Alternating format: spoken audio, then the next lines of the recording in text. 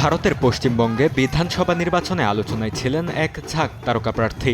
তৃণমূল কংগ্রেসের হয়ে লড়া এসব প্রার্থীদের বেশিরভাগই শেষ পর্যন্ত ছিনিয়ে আনতে পারেননি জয়।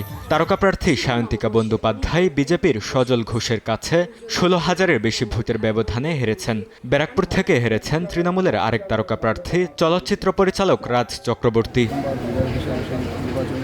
ভোটে হেরেছেন টলিউডের জনপ্রিয় অভিনেতা সোহম চক্রবর্তী। তৃণমূলের হয়ে লড়েও শেষ পর্যন্ত বিজেপির প্রার্থীর কাছে হেরেছেন।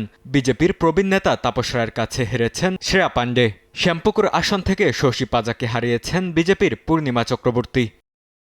অন্যদিকে শ্যামপুর বিধানসভা কেন্দ্রে বিপুল ভোটে জয়ী হলেন বিজেপির হিরণ চট্টোপাধ্যায়। তৃণমূল প্রার্থী রানা চট্টোপাধ্যায়কে প্রায় 16,000 ভোটে হারিয়ে জিতেছেন অভিনেতা রুদ্রনীল ঘোষ। দীর্ঘ সময় তৃণমূল ঘনিষ্ঠ থাকার পরে 21-এর নির্বাচনের আগে দিল্লিতে অমিত শাহর বাড়িতে গিয়ে বিজেপিতে যোগ দেন রুদ্রনীল।